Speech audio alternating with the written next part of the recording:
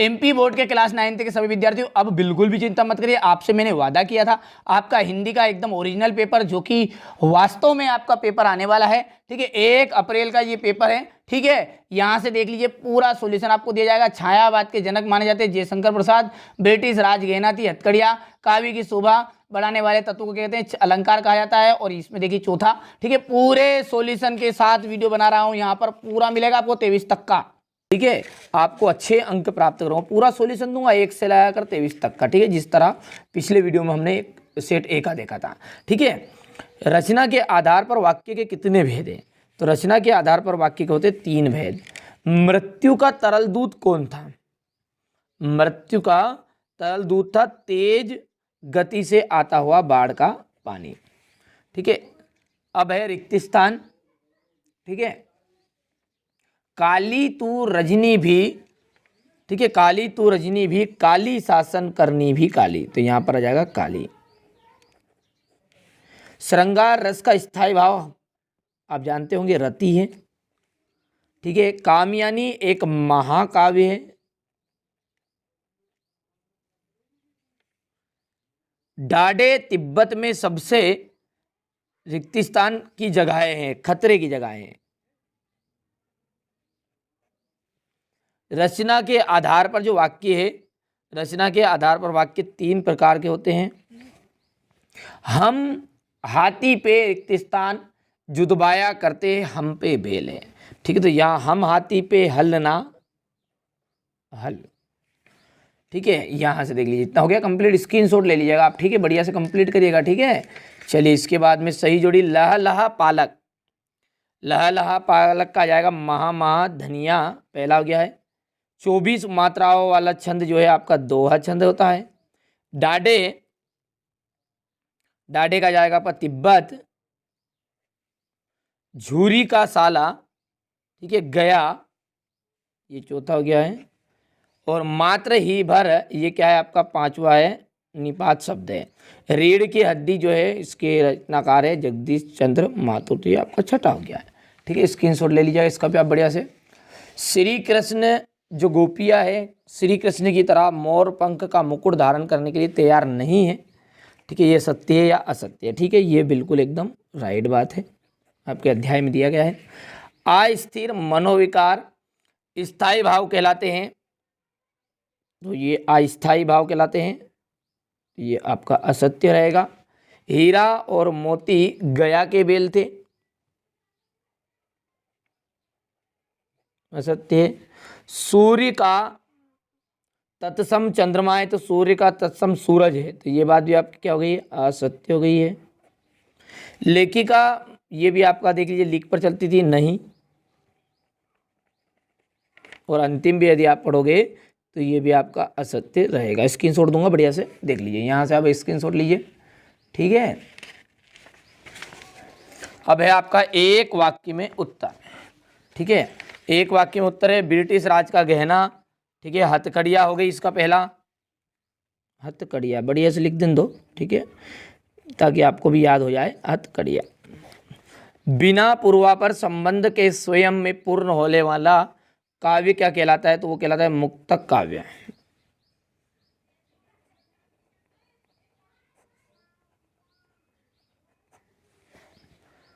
सांवले सपनों की याद के लेखक का जो नाम है वो क्या था? सांवले सपनों की याद के लेखक का जो नाम था जाकिर हुसैन।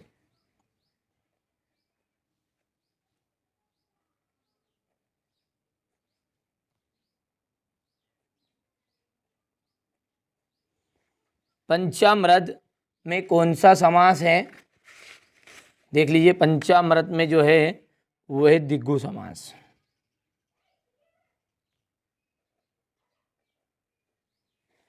ऊंची दुकान फीका पकवान का क्या अर्थ है? अधिक दिखावा।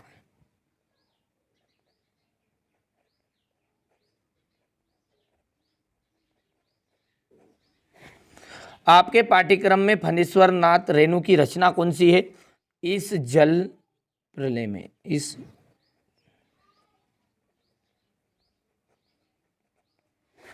ठीक है। यहां से देखिए, अब ये क्वेश्चन नंबर जो 6 यहाँ से पहले तो आप पेपर देख लीजिए, ठीक है। यहाँ से देखिए भक्ति काल की 4 प्रमुख विशेषताएं, यहाँ से ये प्रश्न आएंगे, ठीक है, स्क्रीनशॉट ले सकते हैं आप, चाहो तो लेना चाहो तो। ठीक है, ये क्वेश्चन नंबर 10 है। इसके बाद में ये पूरा जो पेपर है आपका, ठीक है, ये ठीक है, इन सभी का सॉल्यूशन मैंने कंप्लीट कर लिया है, यहाँ पर देख लीजिएगा आप, तो सारा सॉल्यूशन दूंगा। ठीक है, यहाँ से देखिए पहला जो प्रश्न है वो क्या है आपका, देखिए प्रश्न देखिए छठा, भक्ति काल की प्रमुख 4 विशेषताएं। तो यहाँ से देखिएगा, भक्ति भावना की प्रधानता, किसी भी राजा के दरबार में आश्रय प्राप्त न करना, धर्म जाति साहित्य की विविधताओं का काव्य स्वरूप में समन्वय। ठीक है, इसके बाद में अगला देख लीजिएगा, छायावाद के प्रमुख 2 कवियों के नाम और उनकी एक रचना है। तो छायावाद के प्रमुख कवि हो गए जयशंकर प्रसाद, उनकी रचना है कामयानी आंसू, महादेवी वर्मा की निहार और रश्मि। ठीक है, वैसे इसको तरीका ये लिखने का नहीं है, तरीका मैं अगले वीडियो में सिखा दूंगा, क्योंकि ये तो बच्चों ने जो मैंने कोचिंग में पढ़ाया है, ठीक है, वही चीज़ें आपको जो पेपर बता रहा हूँ वही पेपर मैंने उन्हें भी सिखाया है, तो जो बताया उन्हें वही इन्होंने थोड़ा सा गलत लिख दिया है, उसका तरीका मैं बताऊंगा आपको। ठीक है, अगले वीडियो में एक सेपरेट वीडियो में बता दूंगा। ठीक है, यहाँ से देखिए क्वेश्चन नंबर 7 है, ब्रजभूमि के प्रति रसखान के का प्रेम किन किन रूपों में अभिव्यक्त हुआ। ठीक है, कवि रसखान को ब्रजभूमि अत्यंत प्रिय है। यहाँ कारण है, इसका यही कारण है कि वहाँ अगले जन्म में भी गाय, पत्थर, ग्वाला आदि किसी भी रूप में यही रहना चाहते हैं। ब्रजभूमि के लिए वे तीनों लोकों का राज्य, सिंहासन, 8 सिद्धियां, 9 निधि, इन 9 निधियां, ठीक है, इत्यादि सब कुछ छोड़ने को तैयार है। ठीक है, तो आप बढ़िया से कंप्लीट करिएगा, सिंपल सा है।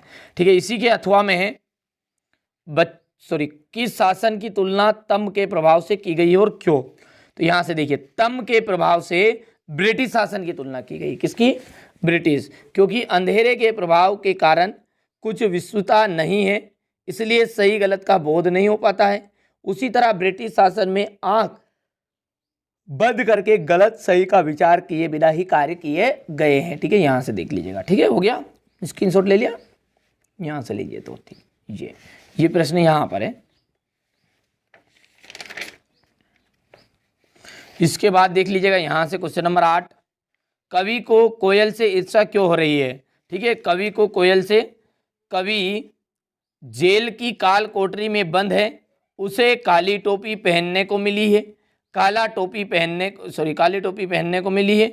ठीक है, ये डबल लिख दिया यहाँ से, काला कंबल ओढ़ने के लिए है, उनके हाथों में काली हथकड़ियाँ है, कड़े पहरेदार की हुकर सुननी पड़ती है। ठीक है, यहाँ से देख लीजिएगा। ठीक है, इसके बाद इसी के नीचे बच्चों का काम पर ज़्यादा धरती के लिए एक बड़े हादसे के समान क्यों है। ठीक है, तो यहाँ से देखिए, बच्चों का काम पर जाना एक भयंकर क्रूर कर्म है। खेलने, खाने तथा पढ़ने की उम्र में बच्चों का काम पर जाना अमानवीय कार्य है, इसलिए यहाँ एक हादसे के समान है। रसखान की 2 रचनाएं देखिए, क्वेश्चन नंबर 9 पर। बच्चों की गलती है थोड़ा सा कि यहाँ पर प्रश्न लिख देते तो आपको बिल्कुल बार बार इधर उधर नहीं करना पड़ता। रसखान का देख लीजिए, सुजान और रसखान, प्रेम वाटिका, कोई भी लिख सकते हैं।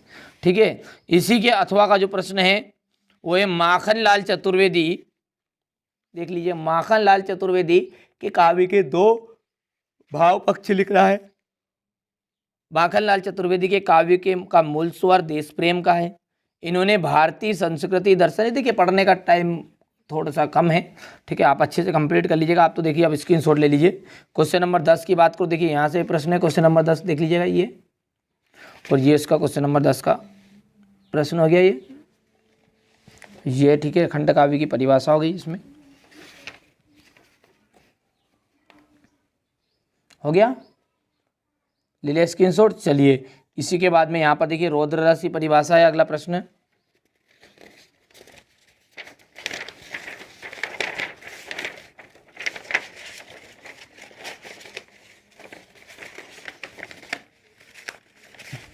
यहाँ से देखिए रौद्र रस की परिभाषा क्वेश्चन नंबर 11 पे दोहा छंद की परिभाषा है। ठीक है, तो यहाँ पर रौद्र रस की परिभाषा देख लीजिए ये, और रौद्र रस की परिभाषा थोड़ा छोटा कर देता हूँ, हो गया।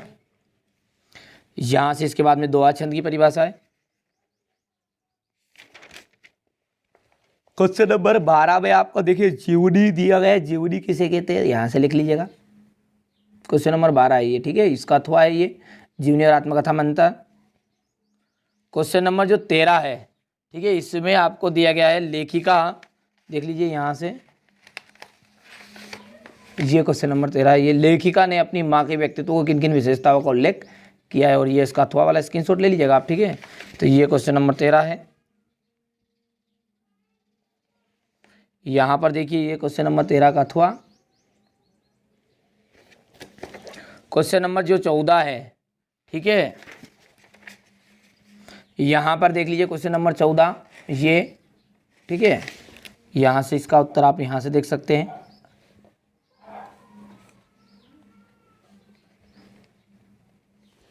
इसके बाद में यहाँ से, ठीक है, अगले वीडियो में मैं बच्चों को बोल दूंगा कि अगले पेपर का तरीके से लिखे थोड़ा सा, नहीं तो वरना लिखे ही नहीं इससे अच्छा तो, ठीक है। ये क्वेश्चन नंबर 15 है, ठीक है। बार बार समस्या आ रही है यार, प्रश्न हो यदि आपके सामने रहते हैं तो अच्छे समझ में आते।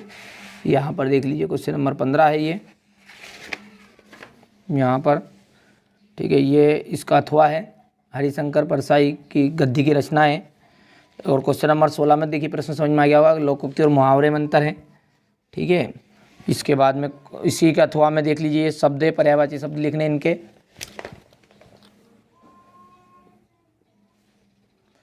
इसके बाद ये क्वेश्चन नंबर आपका 17 देख लीजिए, प्रश्न बता देता हूँ मैं आपको पहले, जहाँ से देखिए